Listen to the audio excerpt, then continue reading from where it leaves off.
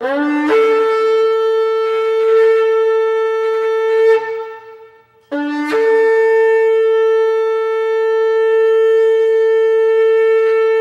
and welcome to Branch of Israel. This is Rabbi Roger coming to you from God's beautiful country, Israel. There are always lessons that can be learned from various happenings throughout history. After all, according to Ecclesiastes 1:9, there is nothing new under the sun. In other words, history repeats itself, so that leaves room to take something away from it. For example, the story of Chanukah, which may be found on my blog, starts with Antiochus Epiphanes, or as some have known him as Antiochus the Illustrious, coming into power. He became king over Syria and was a harsh and cruel king, very greedy for both power and wealth. After taking over Egypt, he then came against Jerusalem with a very strong force. Noticing the way the Jews lived, he did not hate them as a people, just their beliefs, and he wanted all of them to believe like him. Yet there were two groups of Jewish thought, those that lived and thought like the Greeks, known as Hellenists, and those who held to their firm Jewish ways of life were known as the Hasidim. So when Antiochus came along, it was not too hard for him to convince the Jewish people to become Hellenistic because of their fear of him. Antiochus started desecrating the temple and all its Jewish religious associations by burning Torah scrolls and selling any gold items such as menorahs. In the middle of the temple, he placed a large statue of Zeus on the altar. Then a few days later, he offered the flesh of pigs to it. The Jews were told that they could no longer celebrate the Sabbath or be circumcised. In the small town just outside of Jerusalem, there was a man there by the name of Mattathias who had 5 sons. He was a well-respected man and was not willing to give in to the ways of the king. One day, Mattathias was in the market,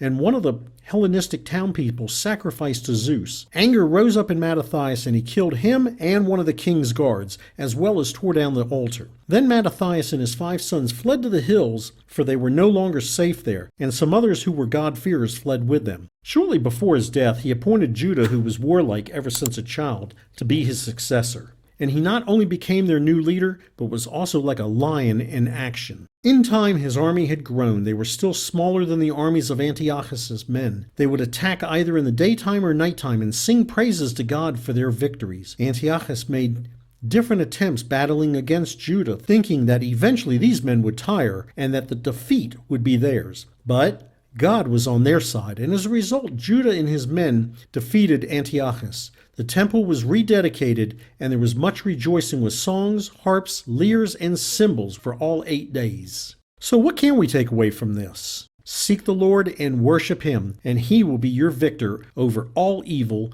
or any situation, because with Him, you never can go wrong. Again, this is Rabbi Roger coming to you from Israel. Thank you so much for listening. Goodbye, or see you again.